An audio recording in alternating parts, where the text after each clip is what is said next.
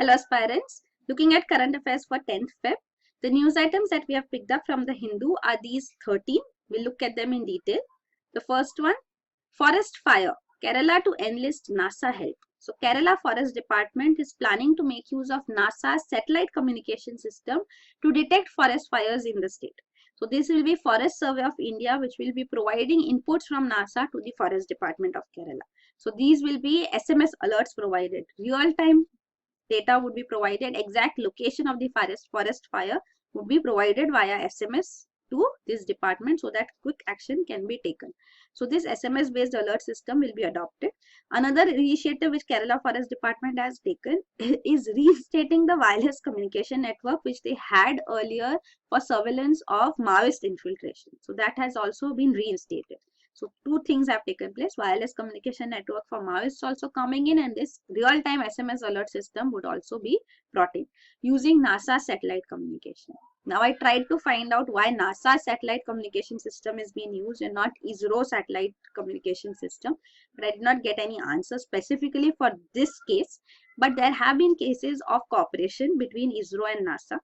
So students do ask questions in comments, so that is appreciated, that is good. It stimulates your mind, it makes you think beyond what is given in the content in the discussion as such provided. So that is good, appreciated, especially Anurag. But presently for this case, I'll just tell you that this was one case which I found regarding ISRO and NASA cooperating. So this is Deep Space Network, Indian Deep Space Network. This was set up for providing support to the lunar mission of ISRO, Chandrayaan-1. So Chandrayaan-1 was provided support, ground support through this Deep Space Network here.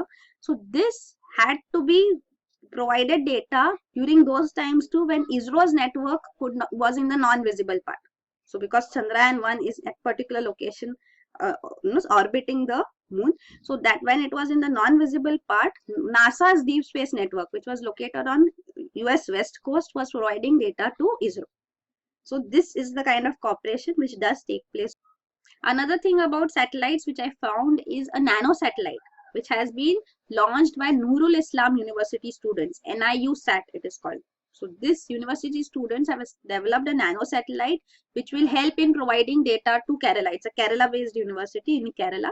So it will provide information regarding such disasters including forest fires to the state. So this initiative nano satellite has just been launched along with PSLV C36.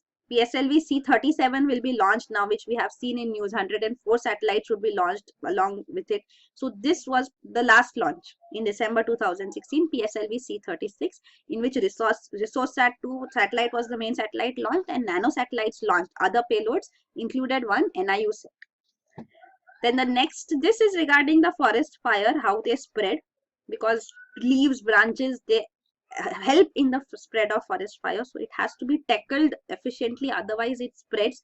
Causes for this is the fire generated. It may be by any source, like by even tourists or by poachers, minor forest produce collectors. So there may be various reasons. These are the regions shown where forest fires are prevalent. Of course, there will be regions where forests are also there. So these northeastern states, you can see, these Himalayan states. Kerala, you can see here, right? Then the causes, as we said, minor forest produce collectors, poachers, encroachers, tourists. So it's of course due to carelessness that it generally takes place, sometimes as revenge also. Then these are the impacts of forest fire. So basically forest cover is lost. So forest ecosystem affected, photosynthesis will be affected, loss of biodiversity. When forests are lost, then biodiversity which it sustains is also lost. And the consequences of losing forest cover, global warming would take place. For trees act as carbon sink, so loss of carbon sink source. So such consequences would be there of forest fires.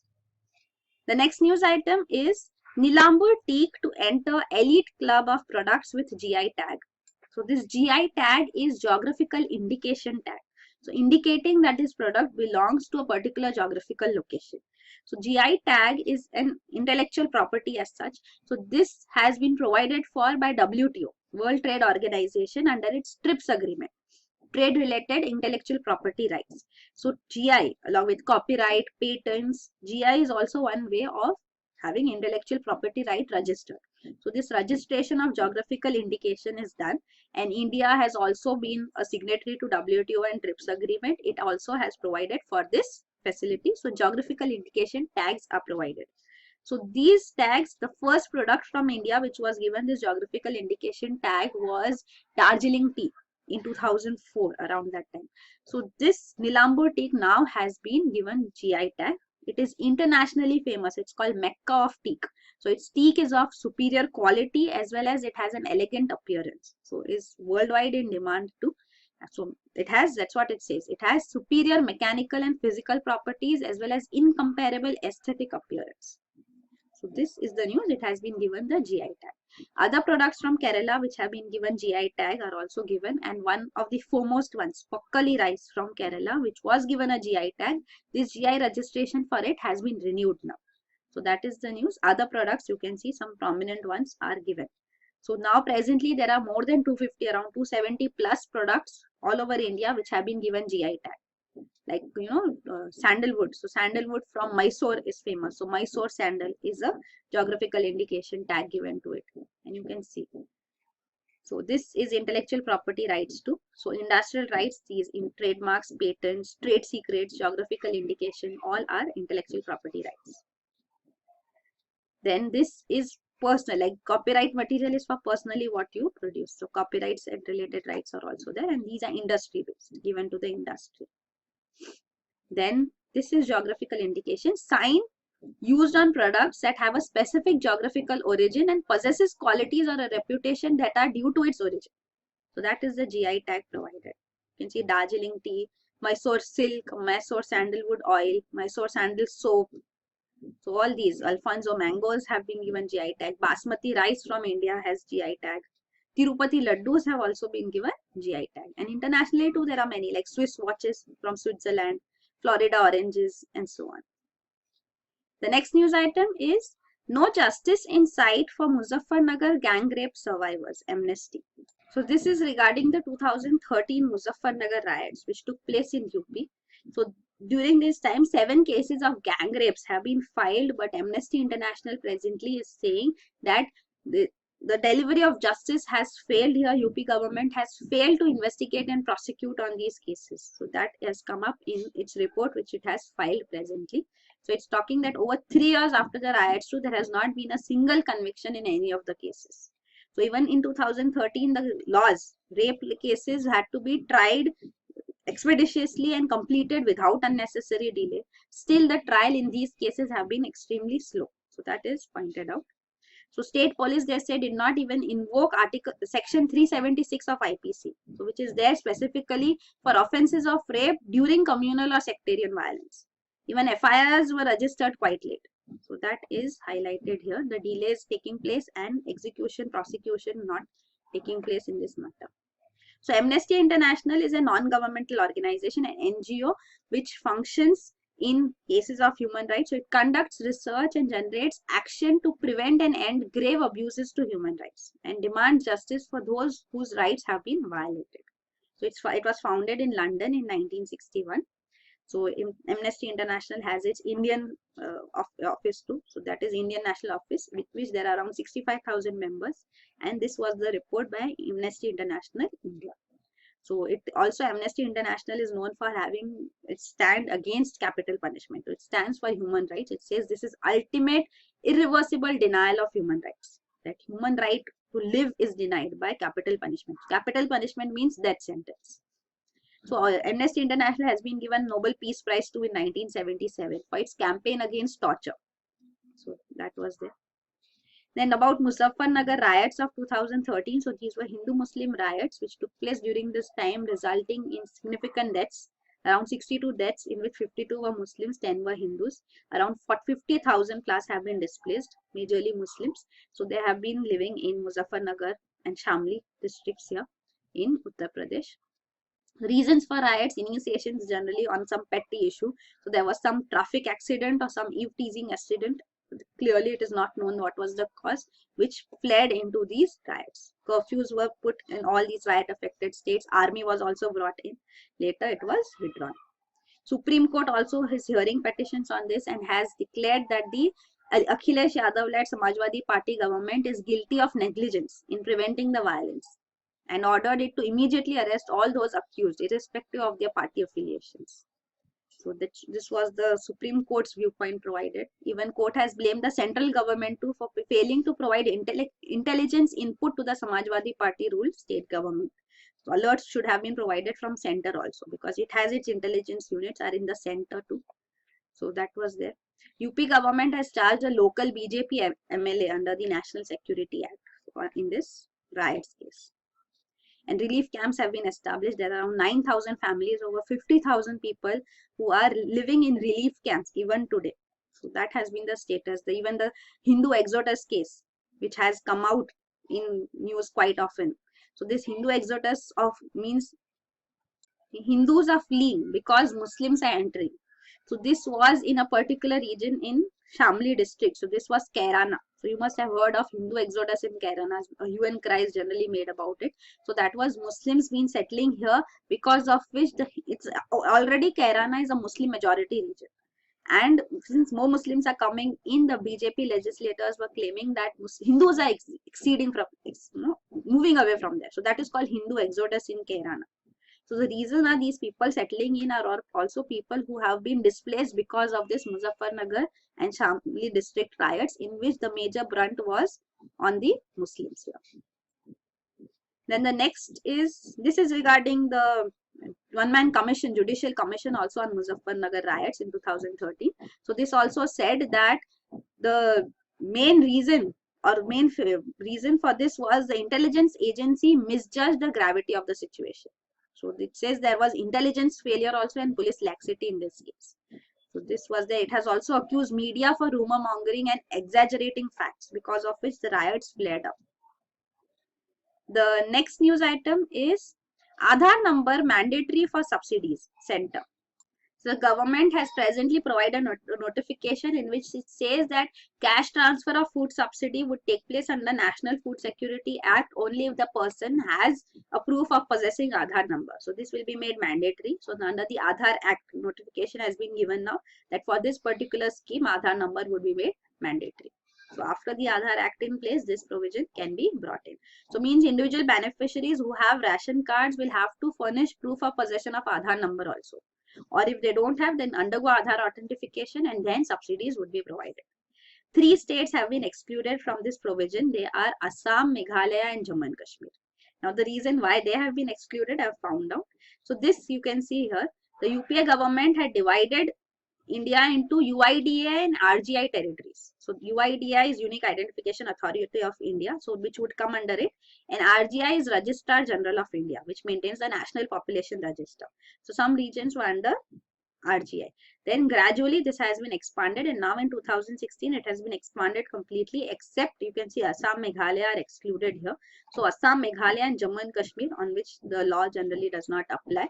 So these have been excluded from the provision that Aadhaar is mandatory. For every other state, Aadhaar would be mandatory if you want cash transfer of subsidy under this National Food Security Act. So this is what Food Security Act provided for. Actually, it was not actually a cash transfer scheme. It provided for 5 kgs of food grains per person per month for all priority households would be provided this PDS, and Antyodaya households would be getting 35 kgs per household per month. So these households are comprised of 75% of rural population and 50% of urban population. So they would be provided these food grains per person per month at subsidized rate. PDS would issue them at prices of rupees 3, 2 and 1 per kg of rice, wheat and millet. So this was the case. So these subsidized food grains means food grains are there. At very low prices, you would get the food grains. Now with cash transfer, what would happen is cash equivalent of the market price would be provided. Whether food grains can be accessed by you or how do you access it, that is on the part of the beneficiary. It's the beneficiary's owners to look into that matter. So that will be the cash transfer as such. Because here too, of course, there are issues, PDS, there are leakages, how much food grain is available or not. So if money is directly provided, of course, the beneficiary can go ahead and buy the commodity.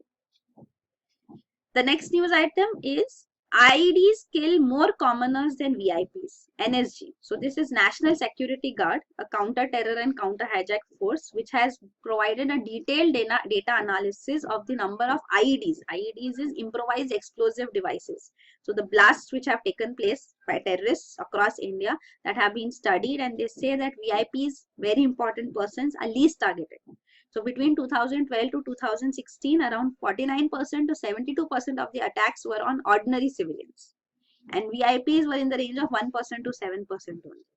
If you look at 2016 data also, IEDs explosions were 55% were in public places. Ordinary people affected. 37% were against security forces and only 7% against VIPs. So that is there. The states affected by left-wing extremism contributed the most number of IED blasts. So that were 159 in these Maoist infiltrated regions. Northeastern states come second with 59 blasts and Jammu and Kashmir third at 31 blasts. Security forces were the prime target in Jammu and Kashmir where they suffered the highest casualties. In all, it says 337 bomb-related accidents were reported in the country in 2016. And regarding security to VIPs, there are more than 300 VIPs who are given security by the union government. So there is a special protection group which provides security to the Prime Minister, former Prime Ministers and his close family members. And for others, there is NSG commandos like Home Ministers, UP Chief Minister. They have been provided security by NSG commandos. So NSG wings, there are separate wings. So they provide VIP security also. So that is there. Even recently there was news of Assam Chief Minister too, who has been provided VIP security and through NSG commandos again. Then regarding NSG, you can see the NSG was established in 1984 after Operation Blue Star. So this is a special forces unit under Ministry of Home Affairs. So Operation Blue Star and assassination of Indira Gandhi. It was realized there was a need to combat terrorist activities and protect the states against internal disturbances. So for this group was established. Its core operational capability is provided through Special Action Group. So for such kind of operations, NSG is used in states, and there is a Special Rangers Group too. So this is the army drawn from the Indian Army Special Action Group, and Special Rangers Group is drawn from the police component of NSG. So they handle the VIP security aspects. So that is there. So they come from Central Armed Police Forces and Central State Police Forces. So that is how they are formed. NSG personnel are also known as black cats because of the black dress which they have as the uniform and the black cat insignia on their uniforms, the sign there. Then the next news item is India issues demarc to China on Azhar. So this demarche has been provided on the China putting a technical hold again on the initiative proposal which has been put forth before UN Security Council on declaring Masood Azhar, the JEM chief, as a terrorist, as an international terrorist. So because of China putting a technical hold here, now India has issued a demarche. So demarche is the sternest of the terms which can be used on diplomats in the country to show your dissatisfaction with the work of the country as such. So the worst after that is actually sending off the diplomats back to their country. So this demarche has been provided as such. So condemning the action which has by China, that this is not liked by the country. Then the next news item is India rejects report of US faith panel. So this is US Commission on International Religious Freedom. So it has come up with its report in which it says that religious minorities in India continue to face vigilantism and constitutional challenges. So specifically are putting forth the case of Muhammad Akhlaq, who was killed in September 2015 over beef eating. So the mob killed him. So this Hindu rights wing groups have been accused in this case. So the report also says that religious freedom of minority groups in India is curtailed by such groups, Hindu right-wing groups. So it is criticizing the Indian constitution too of not being able to safeguard the minorities, and radical right-wing groups having their own gangs like Gau Raksha Dals, which is specifically mentioned in this US Commission's report. They say they attack people transporting cattle or possessing, consuming or selling beef. So on such cases, the attacks are taking place and even murders are taking place. So that is highlighted in this report. The Indian government questions with what authority does this US Commission brings up such reports. It has nothing to do with Indian citizens' constitutionally protected rights. It does not need to pronounce any statement on that, and the Indian government does not like interference of US speaking on religious freedom as such in the country. So that is the viewpoint given by India. The next news item is Parikar Mattis agree to boost defense partnership. So this was the telephonic conversation between the defense ministers and defense secretary of USA, Manohar Parrikar and James Mattis. In this, they say that they have discussed on cooperation with respect to defense technology trade initiatives. There are many defense equipments which we plan to buy from USA. Even initiatives have been taken. Make in India forms a major component of many of such projects also. And USA recently has given us the major defense partner status too. So that is also beneficial to us. So we'll be jointly developing various defense platforms under this. So that has been discussed on the telephonic conversation, but there is no meeting on agenda anytime soon. That has also been stated. So under the new regime, under Donald Trump, India-US cooperation on defense would continue. At least that assurance has been provided. So these are the details regarding various acquisitions too, which India is planning from USA. So PATI maritime patrol aircrafts, which Navy has already inducted to. So 4 more are expected. Then Globemaster 3. So this also aircraft, heavy aircraft lifter. This is up to be amongst the heaviest aircraft carrying capability as such, which is there. USA had recently also said that government of India should hasten because we have only one of this Globemaster 3 left with us as in our inventory. So if India wants it, it has to start acting quickly. We already have inducted. IAF has 10 such, but we want more. 3 more we wanted, but there is only 1 now. So that the 777 ultralight howitzers, the guns, which also we are planning to induct. So this is there. Then the next news item, this is regarding the India-US cooperation too. Since the start of the century, you can see the prominent aspect was this, when India-US nuclear deal was signed. And we have had defense acquisitions too. India passed the civil liability law. So that law created a little delay in finalization of nuclear transactions between the two countries. So nuclear deals was signed, but this created a hindrance.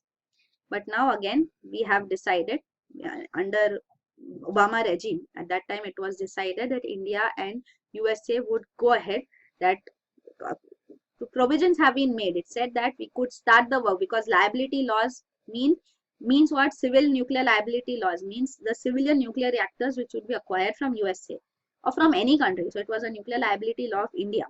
So under this, if any country is any company as such is providing these nuclear reactors, then the source, the manufacturer of these nuclear reactors are also liable if any accident takes place because of any damage as such in the design as such in the nuclear reactor. But the nuclear manufacturing companies, they did not want any such liability. So that is the delay which has been caused on nuclear deals. So of course, India-US nuclear deal brings in lot of business to USA too. So if you talk of nuclear reactors being sold, imported by India, so these countries will be exporting them. So it's a huge business for them too. So of course, it was facilitated through this deal.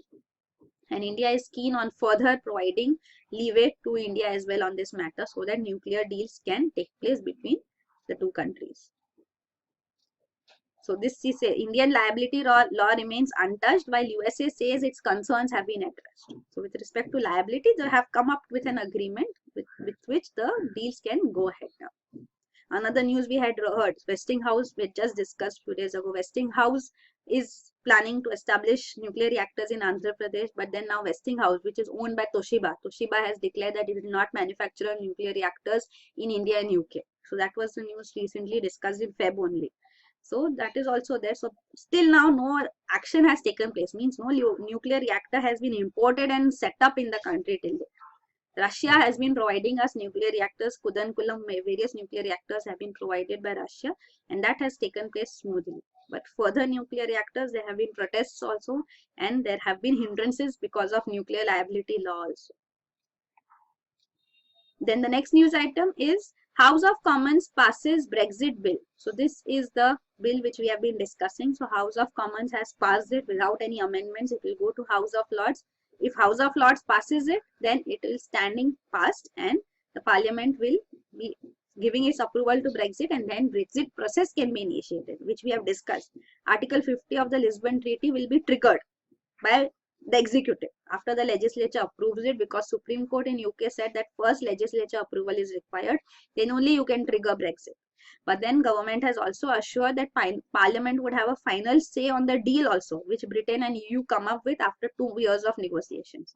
So that also will be put forth before the Parliament as such. So that has also been assured right now too.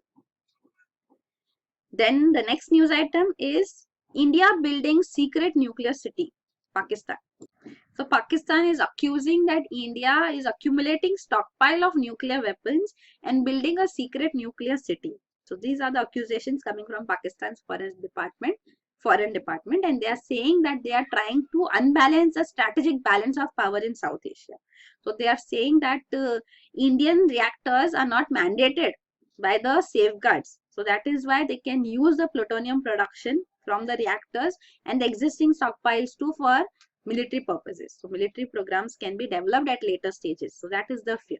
So after India-US nuclear deal, 14 Indian reactors came under civilian tag, and they were put under IAEA supervision, International Atomic Energy Supervision.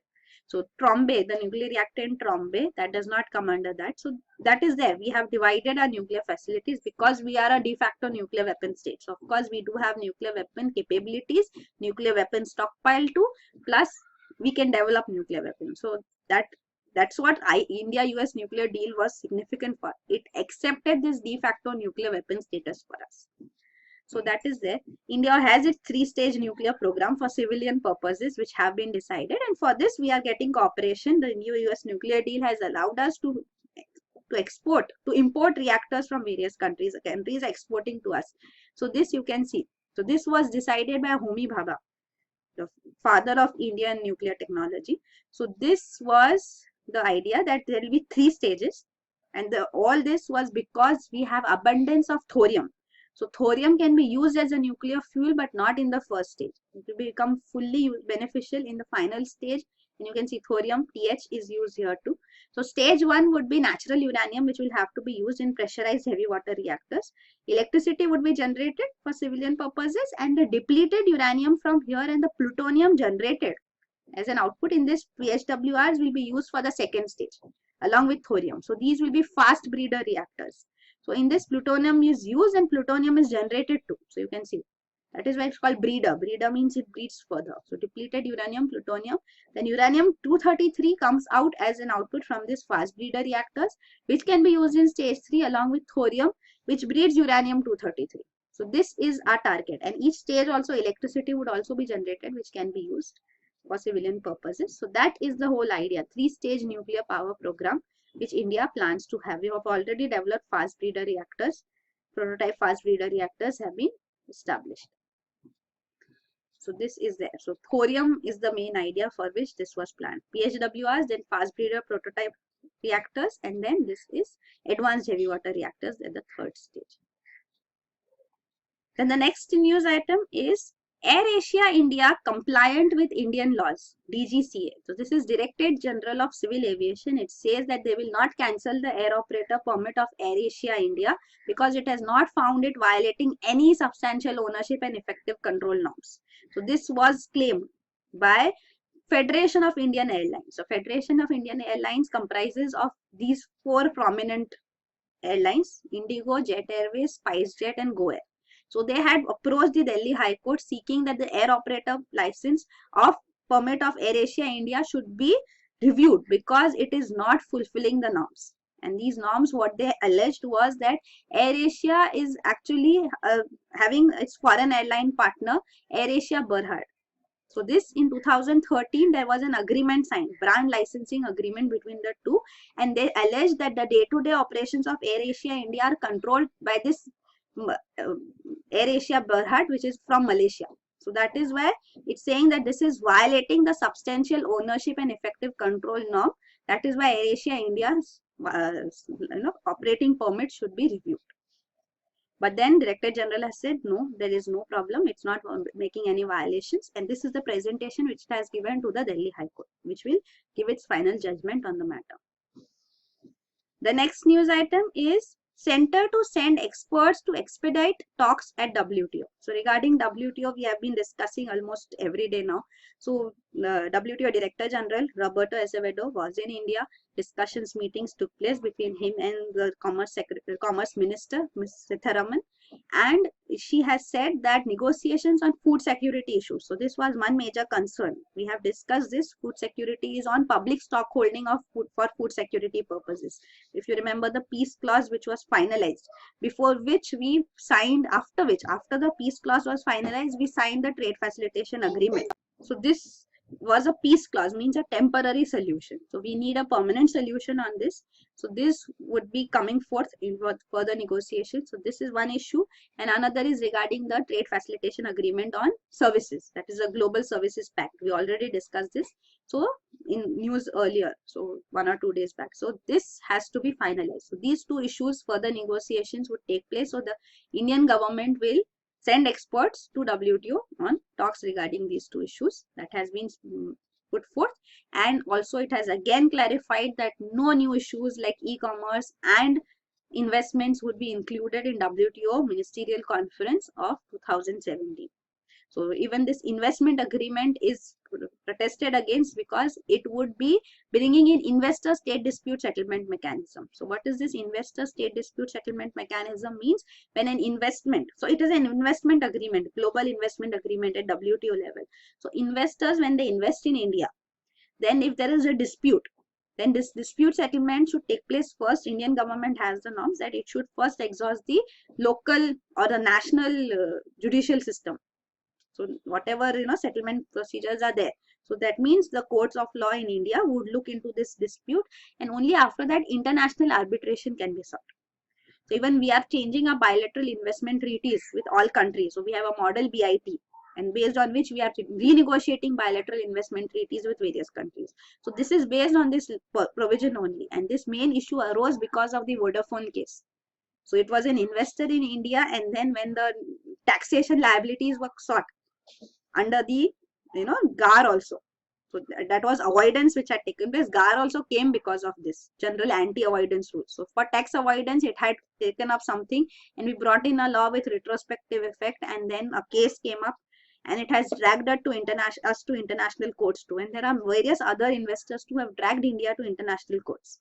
So we don't want international arbitration, and international arbitration without exhausting the national recourse, that is not at all desirable. So India is completely against this investor state dispute settlement mechanism, which is proposed under investment agreement, which says that international arbitration can directly be sought to.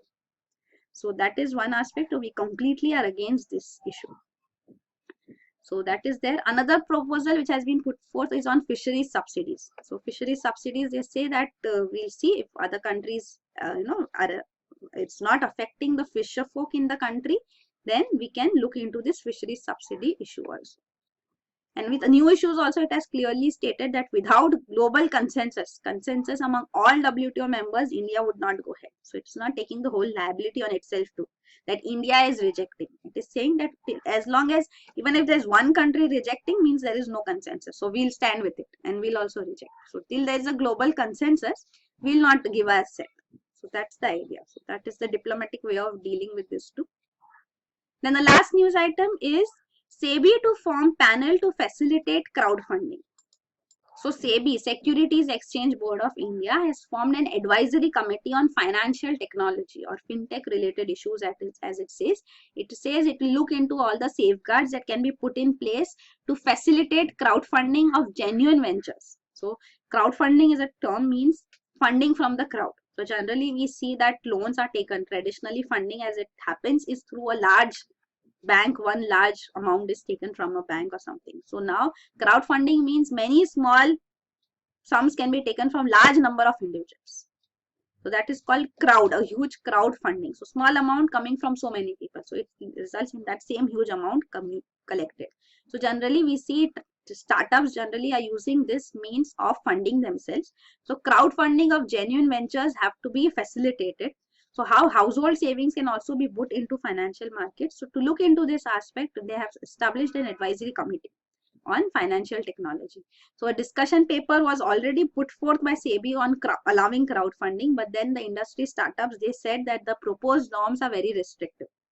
So the SEBI's chief is now clarifying that if you want to raise money, then there is diligence required, otherwise it will result in risks. So if that is why it says there are various provisions. Even in the bond market, you have to file various your prospectus, lots of disclosures have to be done, credit rating has to be taken, trustee debenture trustees have to be appointed. So it says there are various ways in which have norms which have to be fulfilled, after which you can be collecting money. So that crowdfunding would also be in taking fund from the people. So there are provisions which have to be in place. That is called diligence, to ensure that risks are minimized. So that's why it is saying now we'll again have fresh discussions with various representatives from startups and venture capital funds to see why not a single startup till date has been listed. Listing of startups has not taken place. So it says we want to see whether it is the market, the economy as such, that it has not matured, the startup business has not matured yet, or is it something wrong with the norms which we have for listing. So it wants to look into this matter. So SEBI will take up this for discussion. It also says that many large technology startups are going to mature soon. So that realization is also there, and they would be listed soon is expected. So this is regarding crowdfunding. So that is it. These are the news items. Thank you.